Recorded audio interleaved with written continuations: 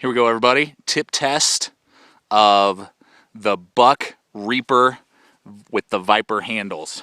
We're just going to do a tip test here, stabbing it in some hard wood, doing some prying, just so you can see how that tip does.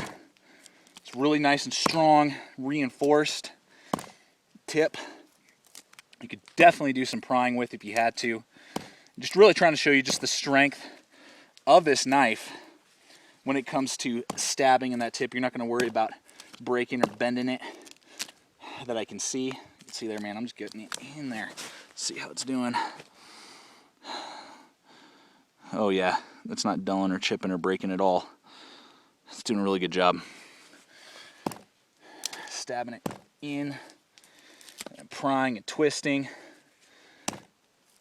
Normally you wouldn't be doing too much of this with your knife, but just wanted to show you how strong that reinforced tip is. And look at that, I'm just going to town on that thing.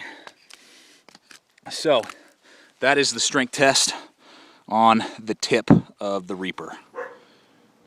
What's up, everybody? Welcome to another episode of Gideon's Tactical. We got another brand new to the market 2013 Buck Fix blade. This is the Buck Reaper Viper edition. I know that's kind of a mouthful. Buck Reaper is the knife design, and then this is the Viper edition. You can get it in the Ghost edition as well. It's got the Viper looking snake handles.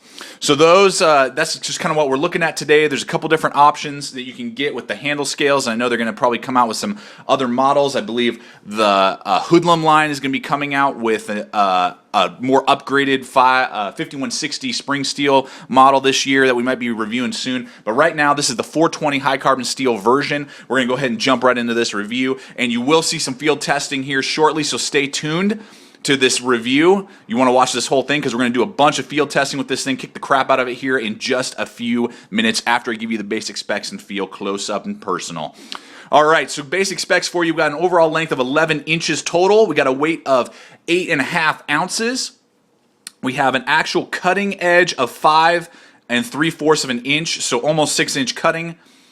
Made out of that 420 high carbon steel, which has a Rockwell hardness of 58.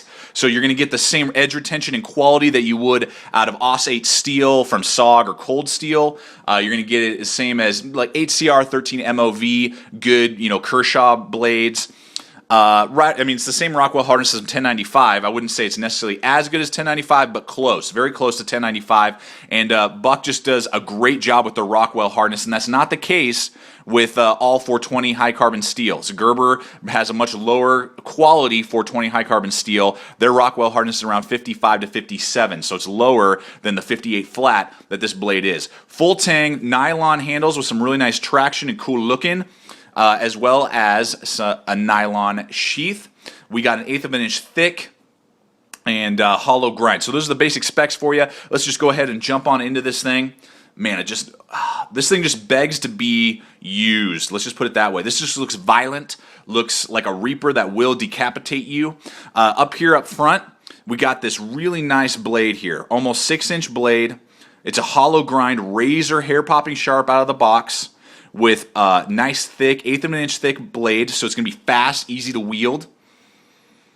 And it does have an unsharpened swedge up here for penetrating and stabbing, but reinforced all the way through with a nice strong tip. That tip is strong. You can do some definite stabbing, penetrating, prying with this knife, and it's not going to break on you. So razor sharp, got a little bit of a recurve in the blade here itself, which will make it a little bit more difficult to resharpen. I mean, not by much, because 420 high carbon that Buck does takes a wicked sharp edge when it comes time to resharpen it. And this thing is just going to slice through just about anything you put it through. It's just going to do an amazing job with it, and is going to just hack and slice. And I'm still trying to figure out exactly, and we're going to see here in just a field test review in just a second. I mean, you could definitely use this in a tactical format. The sheath doesn't really support that, but you can get an aftermarket sheath very easily. But it could definitely be used in a tactical format, in my opinion, for prying, popping open crates, stabbing, digging, fighting if you had to, because it definitely gives you that option. You got nice jimping on both sides here. You can see there, look at that jimping right there and right here. Got an awesome big finger choil, so you can grab this knife just like that. Boom, you're in, so you can do your detailed work, your carving, gutting. You could definitely use this in a hunting format as well. So if you're having to do some more detailed opening your game, or if you're just carving up some wood, whatever you're doing, it's gonna that finger choil, it just locks you into place. That jimping is so nice. And then if you back up here, you got just awesome wieldability, and it's really fast. It's 8.5 ounces, so it's pretty quick. You're gonna be able to slice, stab, penetrate very fast. That 1/8 of an inch thick, it's not going to baton wood very well. I mean, it's not going to be the best batoner in the world, but it's going to be able to chop. For how light it is, you're going to get a lot of chopping power just in the design of the knife. You're just going to get that chopping power that's going to do a lot of work for you to hack off branches, slice through, a swamp. I think this would be a great swamp clearing item as well for hacking down stuff. Basically like a mini machete, but will do a lot more work better than a machete would.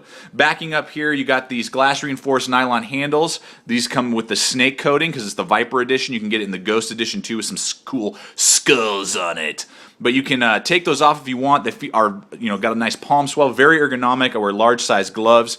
You can see there I have a little bit of room to spare, both on the back, choking back a little bit further. So if I am, hacking and chopping, I can scoot back.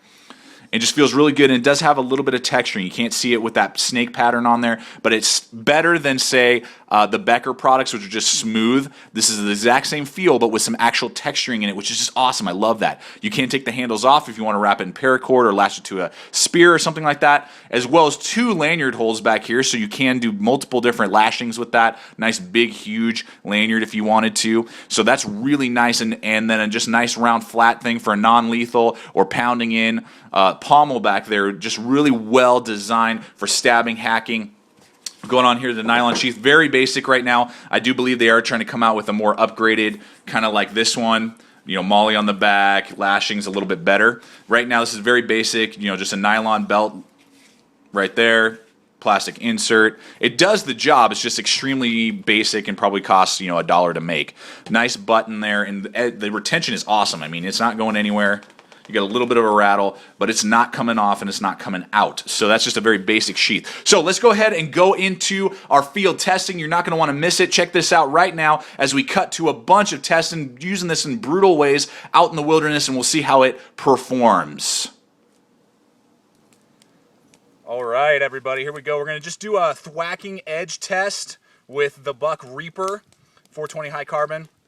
And just see how the edge retention is, because this really is designed with a hacking motion, kind of like a kukri a little bit is how it's weighted, how it feels. There's definitely a little bit of a blade heavy weight to it, but this thing just begs to be thwacked with. Yeah, buddy, man, that thing's biting into this hard wood here. This is really hard pine, dried out and dead. And I'm prying, I'm twisting, I'm just trying to jack up my goal with this is to basically kind of jack up the blade, see what type of edge retention it has with really hard chopping and hacking. I can tell you why I'm doing this. I don't have a lanyard on this particular model, but it definitely needs one. It is nice that it has this little palm swell back here because you can kind of get your hand around that a little bit better if you're kind of holding it with 2 fingers. But a lanyard would definitely improve this knife. Something I forgot to do before we head out here today. Look, you can just see how good that just digs in, bites in. And let's see here, we'll just do a couple branches. This is softwood. It's wet. It's pine, but I mean it's wet. And normally, if you're supposed to be using the back of your spine to kind of hack this stuff off if you can to kind of save the edge. But I'm trying to jack up the edge and just kind of show you. Just clears bush really, really well. You can see there, man, just going to town on this stuff here. All right, everybody, I just want to kind of show you some other cutting techniques with the Buck Reaper. I'm going to do some pulled cuts right here. And, the knife, it's really cool because this jimping up here works really well. And I can actually put my index finger there, and then the hilt protects my hand right there. And I can actually get a really, really good grip on it if I'm doing reverse pulls. When I'm doing my cutting, if I'm getting tired or worn out, or I'm just making a spear, a tent peg, whatever. These pull cuts are really, trying to go through a knot there, really easy to do and feels very, very, very, very comfortable. And then if I switch this thing around, if I'm backed up like this, I can get in there, just do my normal just pull. You know, I mean, this is just tearing through this wood here, super easy, really nice. So the handle is extremely comfortable with extended use, with that palm swell and the little kind of cup back here, and then it's got the 2 lanyard holds, so you can make big old huge lanyard if you want. Just really well designed for a lot of use, including the reverse pulls, the chest pulls, all those different types of different cutting styles. It just works really, really well. So that definitely is a nice added touch that you can do that with the Buck Reaper. All right, so just after having just kind of thwacked and kind of beat the heck out of this edge here, I've run my finger along it. It's still razor sharp, and it just feathers really, really well. You can see there, man, I am like, that is really smooth. I am really digging that. Buck grinds in all their edges at 13 to 15 degrees, so that's razor sharp. Man, I'm just going to town on that. And that finger choil, you can see here, that finger choil just does a really good job, and the jimping and the thumb ramp just give you really good control if you need to choke up and do that detail work. And it's not dulled on me at all, even up here at top where a lot of the punishment was to the edge. I mean, just look at that feather stick. I mean, that thing just went to town on that feather stick, and it would be great to start a fire with the Reaper. So when it comes to thwacking and, you know, chopping and hacking, as well as, you know, that detailed stuff, it does great. Let's do the batoning test, and we'll be done testing this little sucker out. All right, everybody, we're going to do the batoning test for the Reaper. It does not have a 3/16 inch spine. It is a little bit thicker, thinner. It's right over 1/8 of an inch. So, I mean, this is not a thin log. I mean, this is about like probably about a 3.5 inch log right here. We're gonna try and baton through here really quick just to see how this thing batons with that type of thin spine. Let's see here. Well, there we go. Not too bad, not too shabby for that Reaper. So that's the kind of quality you're going to have to expect. You know, you're going to have to definitely kind of take it in sections, and it can definitely do, you know, some medium batoning tasks, even though it isn't quite as thick as, say, some of the other knives on the market. But this is really just a really good, I feel like, particularly like swamp use, you know, down the Everglades, you know, just kind of more like where you have to do a lot of swinging, hacking, clearing some brush, you know, maybe that you wouldn't have to in other circumstances. It just, you know, begs to be used that way. And then you can also just do your detail work. You can skin an animal. You could use it in a fighting situation. Overall, I'm very impressed with this field testing of the Buck Reaper. So back to you. So there you go, everybody, the Buck Reaper. I hope this review has helped you out, particularly this field test. I would highly recommend it if you are looking for a larger, you know, about a 6-inch blade.